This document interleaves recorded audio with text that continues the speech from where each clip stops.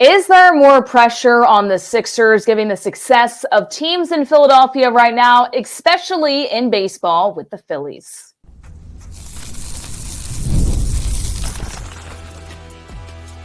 You are Locked On 76ers, your daily Philadelphia 76ers podcast, part of the Locked On Podcast Network, your team every day. And welcome. You are Locked On with the Philadelphia 76ers. My name is Kayla Santiago alongside Keith Pompey, the expert, here today as we get ready for the Sixers preseason. It's going to be a whole ton of fun. Thanks so much for making the Sixers your first listen every day, part of the Locked On Podcast Network, your team every single day. Make sure you like, comment, and subscribe on our video, or if you're listening on audio as well. And today's show is brought to you by FanDuel. You can start the season with a big return on FanDuel. Place your first $5 bet, and you'll get started with $200 in bonus bets guaranteed. Visit FanDuel.com to get started. So we've got a lot to unpack here before the first Sixers preseason camp. Camp is said and done, we can say. Training camp, as Keith was there as well, being able to see all the action, who practiced, who didn't. Then we want to go into analyzing that preseason game. Not only that, but just way too early predictions for the Philadelphia 76ers. Kayla Santiago, once again, sideline reporter for the Sixers G League team, the Delaware Bluecoats, and Keith Pompey, writer for the Philadelphia Inquirer, covering the Philadelphia 76ers. So, Keith, training camp coming to a close. It's crazy how quickly we have gotten here. So many different takeaways, a long week. We saw a lot of good things. We have some question marks. Where are you at right now? What is the best thing that you saw from training camp? And what are you most worried about? Or just maybe some question marks you have going into this first week of preseason? I think the biggest question mark that I have for the Sixers has to do with Joel Embiid. You know, how many games is he going to play, right? So right. I think that's it. You would really like to see him, Paul George, and Maxey on the floor together in a 5-on-5 scrimmage or in a preseason game to get a good grasp of that. But, when you have a guy like Paul George, who's a veteran, you feel like they're going to be okay. But the biggest question mark that I have is how many games is Joel going to play? That's it. Yeah, and it's interesting to think because, of course, he's a vet, and there is a part of you that's saying, okay, well, you don't want him to play that many games even during the regular season so that he can stay healthy. But we alluded to this earlier in the week. When NFL players don't play preseason games, it doesn't matter if you're Tom Brady, you're going to come out in week one and not look great because you can practice all you want, but actual gameplay is so much different. So for the Sixers, I hope that we see Joel Embiid, but he hasn't been practicing in training camp. We saw him put some shots up in the Bahamas, and that's about it right now. And one thing Paul George said that was really interesting to me, Keith, is he still has got to get used to playing off the ball. That's something he hasn't been as comfortable with. But I think you're really only going to see that happen when those three are playing together. And it might be a little tough if those three don't play together in the preseason, and that's just expected to happen once they're all on the court at the same time. Exactly. And the crazy thing is that not crazy, but one thing that we got to point out, even when they play in games during the season, you want to see Joel play enough games so they can get a real sample size, of it. Because let's face it, when they want Joel to be healthy for the playoffs. So if Paul George and Maxey turns it into get used to playing a two-man show for most of the time, then what happens when you got to feed the post? What happens when you have to get Joel involved? So, while everything is great to say, we want to, bring them along slowly, we want to do this, you're bringing in a lot of new pieces. And we're not just talking about Paul George. We're talking about, Caleb Martin. We're talking about, Yabusele, a lot of different guys. So you want to have Joel Embiid out there so he can work with these guys, so he can get a feel for them and vice versa.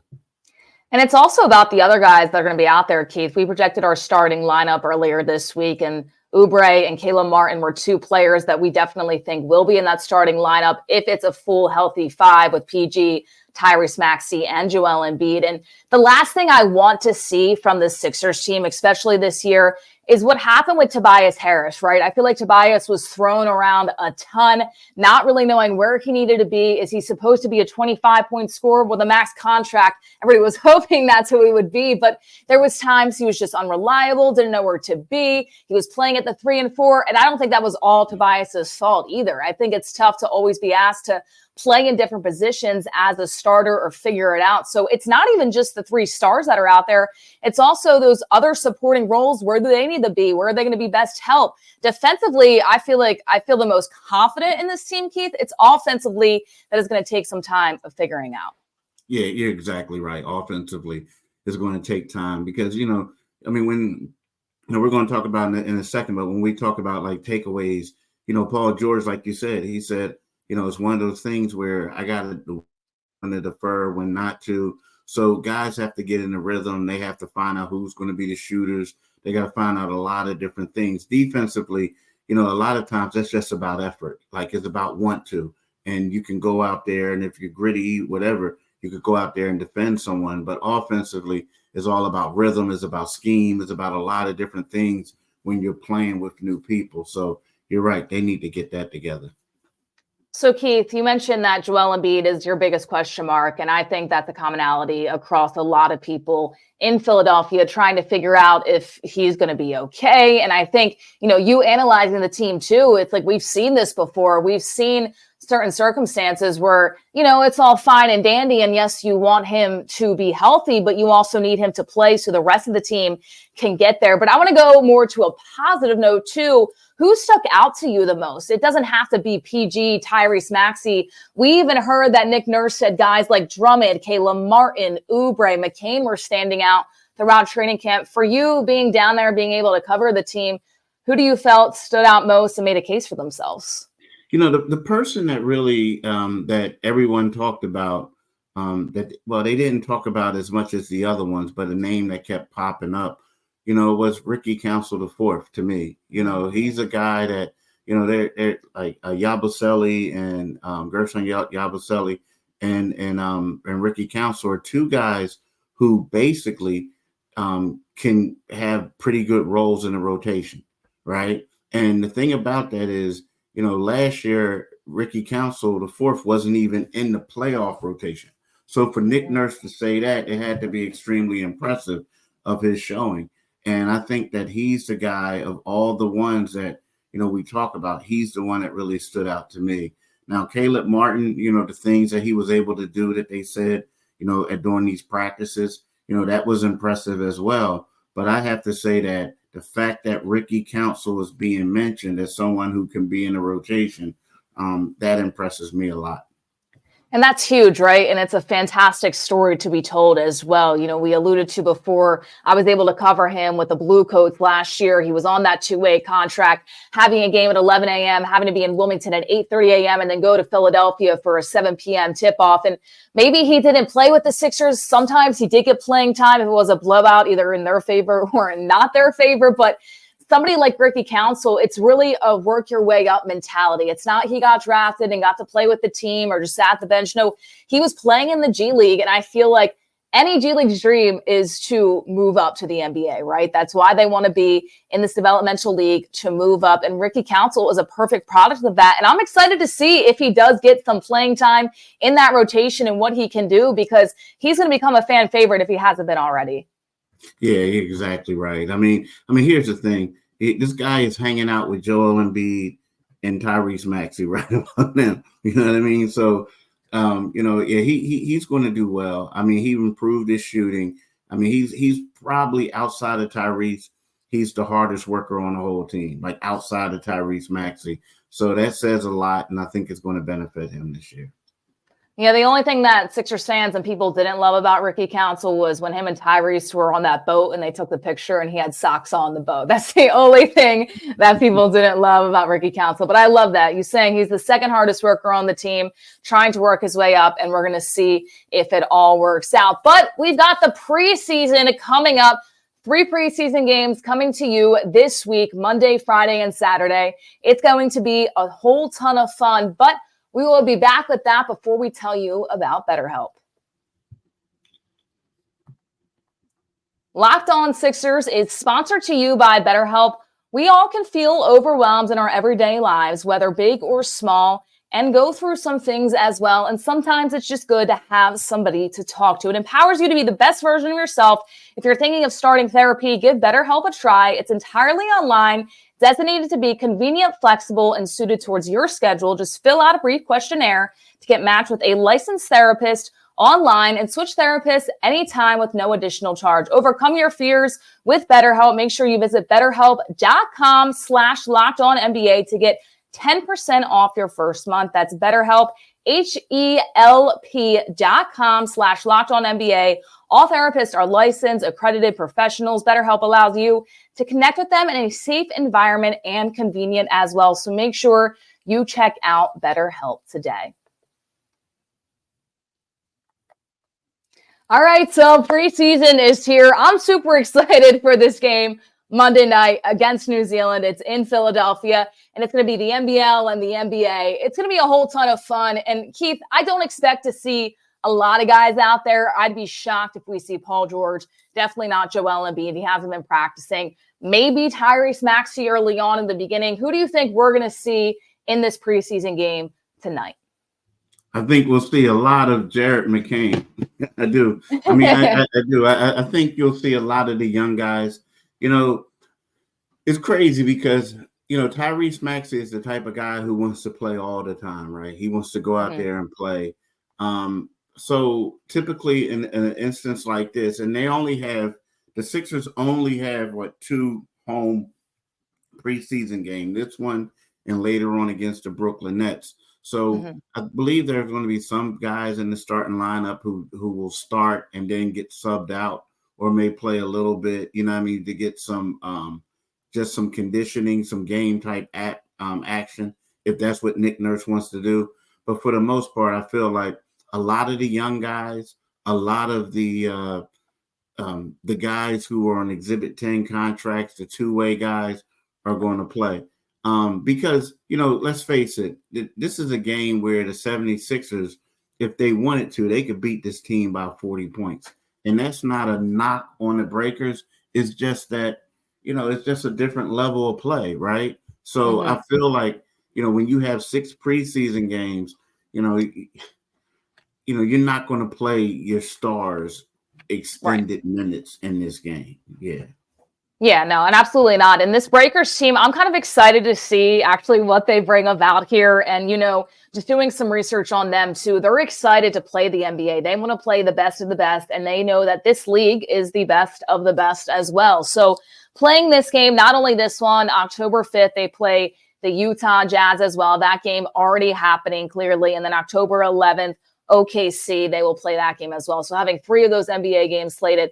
Not only that, but there's some connection as well here, Keith. So Jonah Bolden, if y'all don't remember that name, well, he was a Sixer for some time. He played 48 regular season games with Philadelphia from 2018 to 2020. So he'll be back. He'll be playing with the Breakers. And then setter Freddie Gillespie, who actually was coached under Nick Nurse on the 2021 Raptors, is also on this Breakers team. So a little bit of connection. It's going to be similar out there, Keith, and definitely going to be competitive. I mean, this Breakers team, they want to play and they want to put their best foot out there. Yeah, you're exactly right. I mean, there's a couple of these guys, let's face it, they want to show, they want to come out here, and I don't know if they're going to do it, but some of these guys want to come out here and they want to show that, hey, guess what? I could still play in the NBA. Like, that's my dream. You know, like a guy like Jonah Bolden, like, you know, his rookie year, he played in 44 games with the Sixers and had 10 starts. So he's a guy that wants to show that, hey, look, you know what? It may not be with the Sixers, but it could be with another team. I want to prove that I can be the guy. I can live up to the potential that people thought that I had when I was first drafted. So, yeah, they got some nice young guys, but at the same time, you know, it shouldn't be close. If it is close, the Sixers got a problem. Yeah, if it is close, I would expect not a lot of the Sixers' main guys to even play, not even a Tyrese Maxey, Kelly Oubre. But I would be expected to see Kayla Martin, Kelly Oubre out there as well. But keep looking at this preseason schedule right now. You have the Timberwolves, the Celtics, the Hawks, and then the Nets, the Magic, and that finishes out the preseason before you face the Bucks October 23rd at home. So, you look through this schedule and you're absolutely right. These stars are not going to play every single game. We'll be lucky if they play a quarter of one game throughout the preseason. But where do you think in this mix we see Joel Embiid, Paul George, and Tyrese Maxey on the court all at the same time? You know what? I think there's if we see all three of them on the court at one time, if we see it, I believe that it will probably be the Brooklyn Nets game, which is on the 16th, or it could be the Orlando Magic game on the 18th. But outside of that, I don't think we'll see all three of them on the floor at the same time. Now, I do think that because, Joel is ramping it up. Now, if Nick Nurse and them wanted to put on a show, because on Friday they're going to Des Moines, Iowa to play the Minnesota Timberwolves. So you can see that's going to be Nick's home state. There's going to be a lot of people there who love him. So if he wants to put on a show for them, it's like, okay, guys, play a quarter together. Everybody get their money worth and whatnot. But aside from that, I don't really see it unless it's that last game. And typically what it is in the NBA, a lot of times what you do is that next to last game is the vital one, right? That's where you get your starters in there. You might want to play them like a half or three quarters, then you shut it down. But then the last preseason game typically is where, if a guy is playing a lot of minutes, well, he might not make the flight back. Like he might get waived right after the game or something like that. You know what I mean? It's just how it is. Like the guys is out there playing. So, he'll make the flight back, but you know what I mean? It's kind of like one of those things where that's their way of saying, thank you. We really appreciate what you did. You're not going to make this team, but here you can go out there and have fun in this preseason game. So, I think that it might be the home game, and that's a way to salute the home fans, the season ticket holders. I like that you bring that up, Keith, because we look at it a lot of times and say, well, when are the stars going to play? Are we going to see them on the court all at the same time before the regular season? Are we even going to see them in the regular season? But we don't often think about the guys that are going out there to try to earn a spot, to stay in this organization, to be able to be a part of this team. So in your mind, who do you think are the main guys that maybe have to worry a little bit, that you think are going to put it all out there to try to really make the cut? Because it's not just about Joel Embiid and Paul George and Tyrese Maxey in the starting five. You never know when you're needing a pivotal rotation player. We've seen it in the NBA. We've seen guys surprise us, but that could be an opportunity too in this preseason to really find the guys that are going to be with this team that maybe you didn't think so. Now, the guys that I think what the Sixers have, I think their roster right now that they have we're talking about the standard contract guys. They have 14 of them. I think they're all going to be fine, right? I honestly do. But the guys I think that they're not going to keep are the dudes on the Exhibit 10 deals. And what they basically are, they're guys who are on like the Delaware Blue Coats who are just got a training camp deal. And let's face it, all of them, a lot of these guys were at training camp in the Bahamas. And while a veteran like Reggie Jackson, a veteran like Kyle Lowry, they had a practice or a scrimmage off, these guys were basically camp bodies. So they were out there, running up and down the court. So these are guys that people probably don't even know. But like when we talk about, Reggie Jackson and Kyle, I expect them to make that team. I do. I do. Oh, yeah. And Jordan Tucker and Isaiah Mobley on those Exhibit 10 deals right now, 6 days ago, being added to that team. So it's going to be interested to see what the Sixers squad is going to do. But once again, it's not just the stars. It's also these players trying to really fight for a spot. And not only that, but also the two-way players, right? Jeff Doughton was a player last year that Nick Nurse was really high on. He had a lot of injuries in the Blue Coats organization, played the second half of the season, but they could also be somebody like Ricky Council, Keith, where they start on a two-way, they get brought up, they're a person that is going to make a difference and possibly be in the rotation the following year. You really just never know, and those guys are really going to try to prove their point too. Yeah, and Jeff Doughton's a guy that you kind of feel bad for because, he hasn't done anything to say, hey, you don't deserve to make the full-time roster, right? Like he made it last year. He had a two-way, and then all of a sudden they converted it, and then all of a sudden, they were in the market for other more veteran guards, and he was let go. And then he comes back and he gets a two-way. So, he's a guy that they really like, and he has a really good relationship with Nick Nurse. They speak very highly of him. They hold him in high regard, but it's unfortunate that it's a numbers game, and he's a guy that keeps getting waived and put on a two-way and going back to the G League. But they like him a lot. It's just unfortunate that there's just not space. And you are correct, though, because if something should happen to someone and they still do have a vacant standard spot for a player, he could be a guy that they converted. Now, I do think that they would probably like to add a power forward or use that position for someone in the trade, but he's good enough to play on a standard deal. He is. And I think a lot of the time, too, when you look at these G League players, you see somebody like David Duke Jr., who started on the Blue Coats last year and then gets a full contract with the Spurs. So, it's one of those things where if Jeff Doughton has an opportunity to be off a two-way, there might be another team looking elsewhere to be able to capitalize on that. You really just never know. But once again, the preseason and training camp is the time to really show out what you got, because basketball is a crazy game. Injuries happen, and you really never know what can happen. Speaking of not knowing, coming up, we're going to have way too early predictions, and I mean way too early predictions. We're not even in the preseason yet, but we're amped up for the season. We're ready to go, so we definitely have to talk about it. But before we get to that, we have to tell you all about FanDuel. Hey, NFL fans, you can start the season with a big return to FanDuel. I'm wondering if anybody bet on the Bengals and Ravens game today, because it was absolutely crazy. And if you did buy FanDuel, you're either really happy or probably really happy, because FanDuel always gives you the best options and the best spreads. America's #1 sportsbook. So when you get a hunch in the middle of the game, you can check out the latest stats, view play-by-play, and so much more on the same page where you place your bets. You'll get started with $200 in bonus bets guaranteed when you place your first $5 bet. That's FanDuel.com. Visit FanDuel.com today. So the New York Liberty are heading to the WNBA finals, but there's still semifinal games going on right now. The Connecticut Sun are 3.5-point underdogs to the Minnesota Lynx.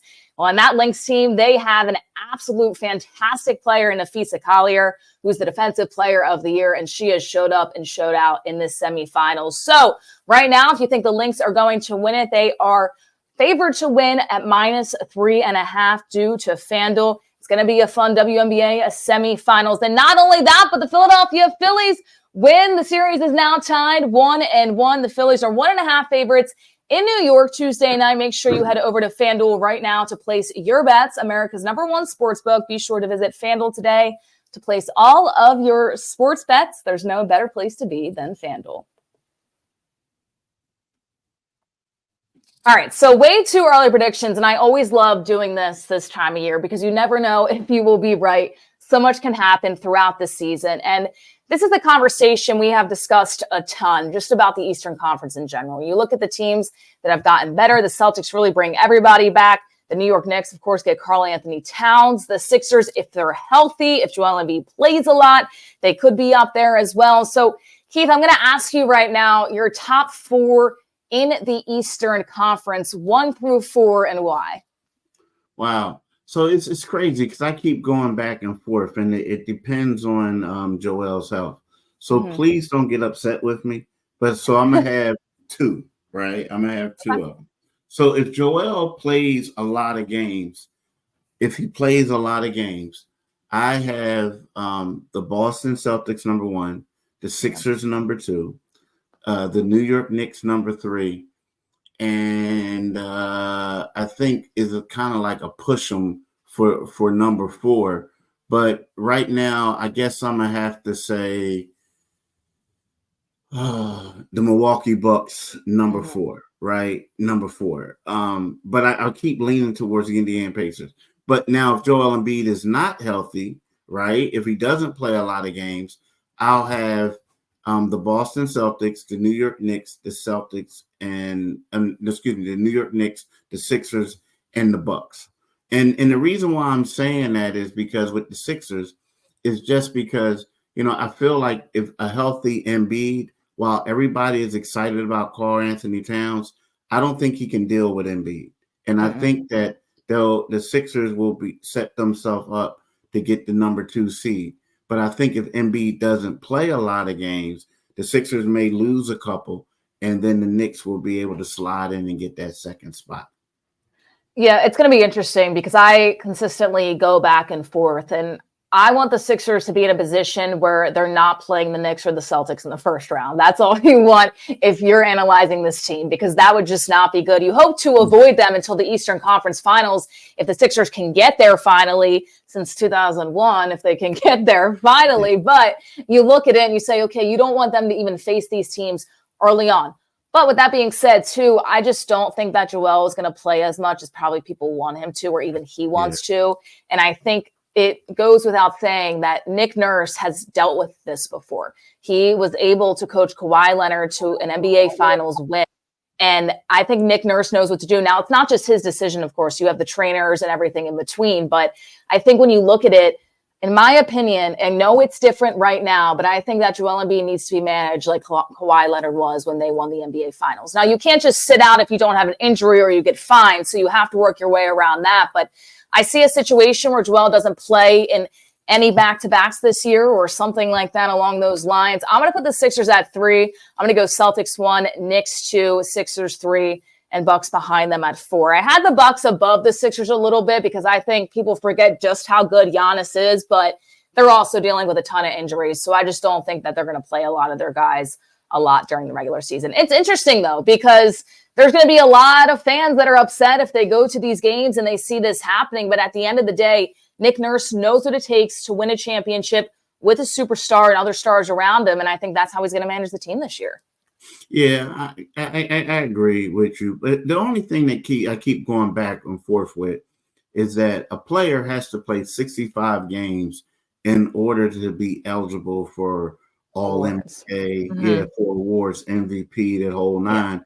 And that one, and like something inside, I know Embiid keeps saying, I don't care about that. I don't care about that. But something inside tells me he does care about that, and that he wants to play in enough games for him to make all NBA and all this. Because let's face it, that extension that he signed, if he gets that all NBA stuff, he makes more money. You know what I mean? Right. Like he'll make more money. And when we go back to Kawhi Leonard, that year that they won the championship, he played in 60 games, right? 60 games. Believe it or not, that's more games that he's played before last season when he played in 68. So outside of that, he played in 57, 52, 52. He missed 1 year. So, and he also averaged, we keep talking about how they managed him. He averaged 26.6 points, which is the second highest of his career.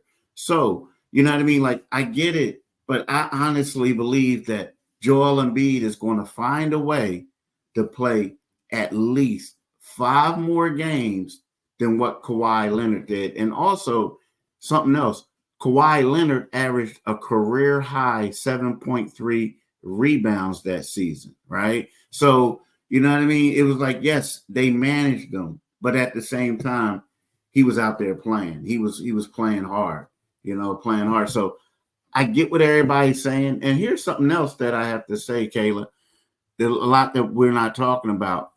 These 3 teams are so close. Oh, yeah. We're talking about in talent level, right?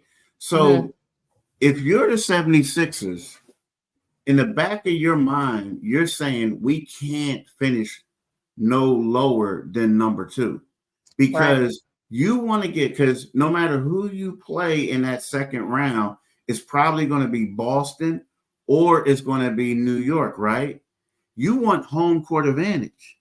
So it's great to say like, all right, well, we're going to go in here and do this and that. No, but you don't want to slide down too far. And you definitely don't want to be the 4th seed, right? No. So I just feel like everybody's saying that, but in the back of their mind, like they need to get the number 2 seed. I mean, just to be safe, just to be safe.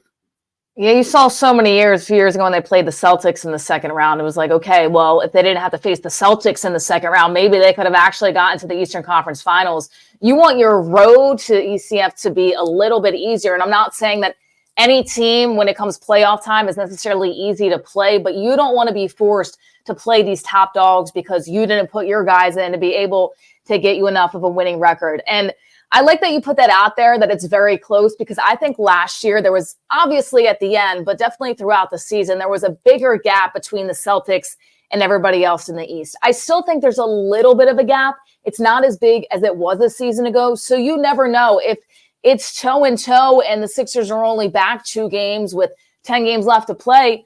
I'm sure that Joel Embiid is probably going to be out there playing all these games to make sure that he has a chance to lock up that number 1 seed. It's so situational right now. And he's the guy that has to do it. And he's the guy that has to prove everybody that he can do it, because we've talked about this before. Tyrese Maxey, he wants to have this team in his future. He's acting like that guy. We do not know how long Joel Embiid has left. He says he has 8 more years. I can tell you that is not going to happen. It could be 1 more year. It could be 2 more years. The time to win is now, Keith. And whether that's getting to the Eastern Conference Finals, the way to do that is by not dropping any lower than 2 or 3 in a situation. So this is up to Nick Nurse. This is why we don't coach the Philadelphia 76ers, right? This is up to the trainers and their team. But I'm excited to see how they figure it out. I do want to see Joel practicing just a little bit more, especially with this team just being out there on the floor with them. Exactly. I agree 100%. And it's going to be a fun preseason game against the Breakers. The Sixers play them tonight at 7 p.m. in Philadelphia. We'll analyze all of that throughout this week and get prepped for the Friday and Saturday games as well. NBA is right here, right now. Thank you guys all again for making Locked On Sixers your first listen today. Now for your second listen, go find Locked On NBA, where the local experts keep you updated daily on all the biggest storylines ahead of the season. Find Locked On NBA on YouTube, wherever you listen to your podcast. But not only that, find your other listen here on Locked On Fantasy Basketball. Become a fantasy basketball expert and get the edge over your league mates with daily tips from Josh Lloyd. Find Locked On Fantasy Basketball on YouTube, wherever you listen to your podcast. Thank you all so much for tuning in, and we'll see you all after Sixers preseason action, analyzing that contest and so much more throughout the week.